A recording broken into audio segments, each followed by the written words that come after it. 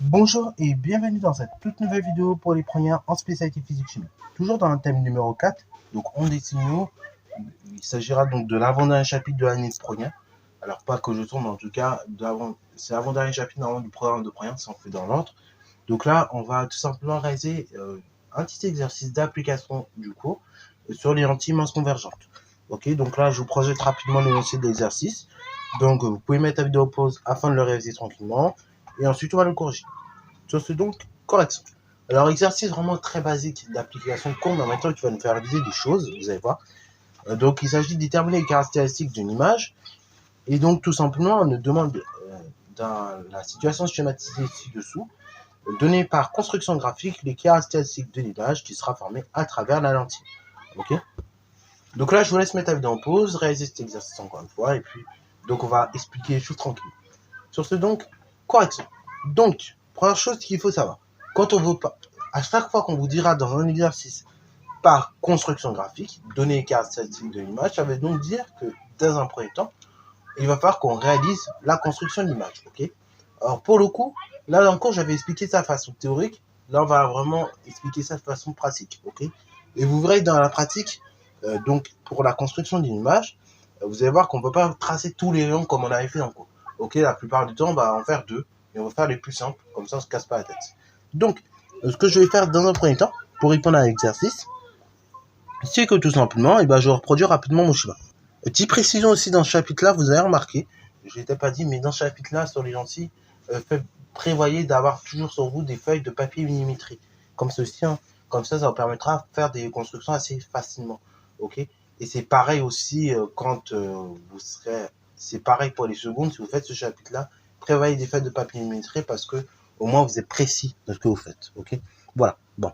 Maintenant, je continue la réalisation du schéma et donc je remets la vidéo après. Voilà. Donc là, voici un autre schéma tel qu'il est reproduit. Alors là, pareil, au niveau du sens de propagation de la lumière, vous avez vu dans l'exercice, c'est pas exactement indiqué comme je l'ai fait. C'est-à-dire qu'on peut très bien mettre une flèche en haut pour indiquer le sens de propagation de la lumière, ou soit sur l'axe optique, hein, comme vous pouvez voir, qui est représenté par la droite delta en pointillé, on indique par une petite flèche, comme je viens de le faire aussi, l'axe, enfin le sens de propagation de la lumière. Ok. Dans les deux cas, ça marche, en fait, tout peut se faire. Alors du coup, là, on va réaliser l'image de cet objet AB au travers de la lentille. Donc, premièrement, ce qu'il nous faut, c'est tracer le rayon qui est parallèle à l'axe optique, passant par B. Ok. Donc, on le trace parallèle à l'axe optique, passant par B, et je m'arrête au niveau de la lentille. Ok. Une fois arrivé au niveau de la lentille, qu'est-ce que je fais? Et ce rayon-là, il va dévier. Il va passer par le foyer image, donc F'. Donc, comme ceci. Et deuxième rayon que nous avons tracé, c'est le rayon qui sera non dévié. Donc le rayon qui part de B et qui passe par O. Alors là, pareil, parfois vous allez y arriver du premier coup, parfois peut-être il va vous falloir des prolongements. Donc n'hésitez pas parfois à revenir sur vos constructions et à prolonger les lignes. Ok. Voilà, il va falloir un petit prolongement, il n'y a pas de souci. Donc on revient sur la construction et on fait les prolongements. Ok.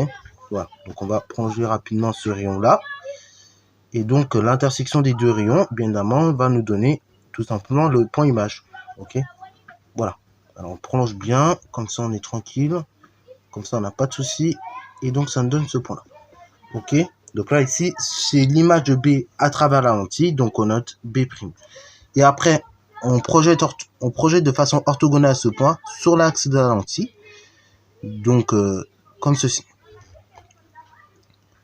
Et donc là, vous avez remarqué, ici, j'ai réagi cette construction. Pourquoi? Parce que mon objet est après. Enfin, mon objet est situé avant F. Ok. Il est là. Il est avant F, donc il est à gauche de F. Donc du coup, c'est pour ça que je me permets de réaliser ces constructions-là. Ça aurait été après F. On aurait été, dans un autre cas, l'image aurait été située par là. Là, comme on est avant F, et du coup, l'image est située par là. Alors, j'oublie pas pareil, toujours, je fais bien les petites flèches pour indiquer que ce sont des rayons, et donc le sens de propagation de ceci. Donc là, j'ai B', et donc ici, j'ai A'. Voilà. Donc là, au niveau des caractéristiques de l'image, qu'est-ce qu'on peut constater graphiquement? Tout d'abord, l'image est renversée, hein, comme on peut le voir. Vous voyez, elle n'est pas orientée dans le même sens. là, elle est vers le bas, tandis que là, elle est vers le haut. Et deuxièmement, donc au niveau de l'image, on peut constater que l'image est plus grande que tout simplement l'objet de base. Ok, bravo. Donc ça, ce sont les deux caractéristiques de l'image qui est formée par la lentille. Donc l'image est renversée, elle est plus grande que l'objet. Et donc on peut même préciser qu'il s'agit d'une image réelle. Hein, parce qu'une image réelle, tout simplement, je rappelle, elle sera toujours renversée. Elle sera toujours renversée. Et deuxièmement, elle peut être soit plus grande ou soit plus petite que l'objet. Là, ici, elle est plus grande que l'objet, comme on a pu le voir. Voilà, donc c'est tout pour cet exercice, vous voyez, qui a permis de faire quelques petites révisions sur les lentilles, ou du moins les constructions de base d'une image réelle. Dans une autre vidéo, on verra comment on peut construire une image, cette fois-ci, virtuelle. Et donc, on verra l'application des différentes relations au travers d'une lentille. Voilà, donc sur ce, ça fin de cette petite vidéo. J'espère qu'elle t'a plu. Comme d'habitude, n'hésitez pas à la liker, commenter et bon, c'est à toi en mathématiques et en sciences.